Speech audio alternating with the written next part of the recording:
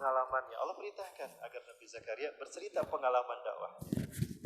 Dulu aku sunnah di masjid ini. Ini masjid ini. Ketika aku sedang sholat sunnah, tiba-tiba Yahya yang usianya sama dengan Nabi Isa, kurang lebih 33 sampai 35 tahun. Dan Nabi Zakaria sudah kakek-kakek, 1300 tahunan. 100 maaf, salah ngomong. 130 tahun. Kurang lebih 130 tahun. Ketika aku sedang sholat, kata Nabi Zakaria, Yahya datang di sampingku, putraku ikut sholat sunat juga. Tiba-tiba bangsa Romawi, tentara Romawi datang menyekap kami, memegang kami. Saya berontak ketika sholat, tidak membatalkan sholat saya. Saya diadukan ke dinding, dan badan pusing saya mencoba berdiri untuk sholat.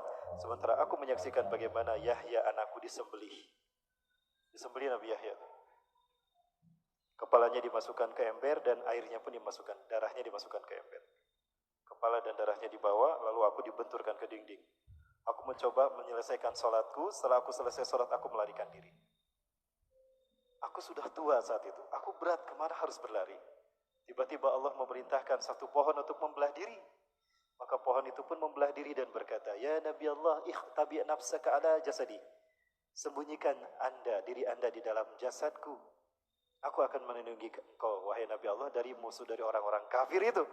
Maka Nabi Zakaria pun masuk ke dalam pohon tadi. Iblis mengikutinya dari belakang. Itu sorbannya ditarik. Sehingga ketika Nabi Zakaria masuk, pohonnya nutup, sorbannya nolol. Tentara Romawi keluar. Kapan atas si aki-aki pintar lompat naik. Pasti dia belum jauh. Gak mungkin dia melarikan diri jauh dari sini. Begitu melihat, ini sorbannya. Pintar tuh dia. Ternyata dia ahli sihir, bisa masuk ke dalam pohon. Ini sorbannya di leher. Berarti ini pinggangnya. Digergaji pinggangnya. Saat itu aku akan menjerit karena kesakitanku. Di saat aku akan menjerit, Allah berfirman kepadaku, Ya Zakaria, in tarfa sautak sawa'adhibuhum, fala yabqa ahadan minhum. Hei Zakaria, jika aku menjerit kesakitan, aku habiskan kaummu, sehingga tidak tersisa seorang pun dari mereka. Tapi jika aku tidak menjerit karena kesakitanmu, aku ampuni mereka. Rasulullah bertanya, lalu apakah engkau berteriak, wahai Zakaria, wahai pamanku? Tidak, wahai Muhammad, wahai Rasulullah, aku tidak menjerit karena aku berharap umatku tidak dihabiskan Allah, tidak diazab Allah. Maka sampai putus pinggangnya, Nabi Zakaria tidak menjerit. Di situ Rasulullah sadar ternyata ada yang jauh lebih menderita daripada Rasulullah ketika berdakwah melaksanakan perintah Allah. Di situ Rasulullah merasa ringan sekarang.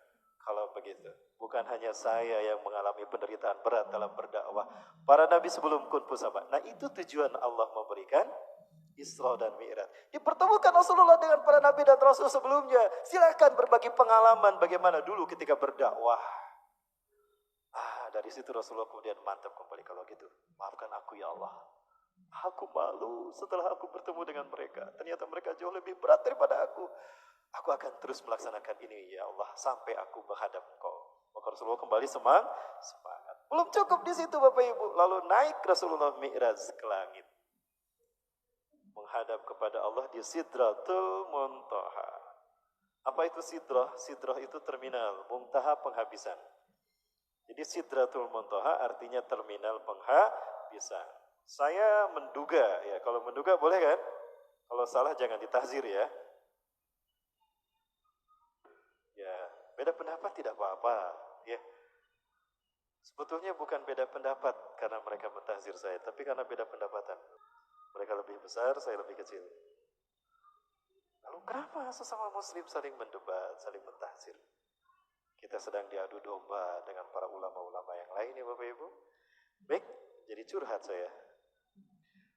Kemudian sedikit saya ingin berbicara bahwa ternyata alam semesta saat itu tampak di mata Rasulullah seperti trompet. Bermula dari Sidratul Muntaha membentang luas luar biasa. Saya perlihatkan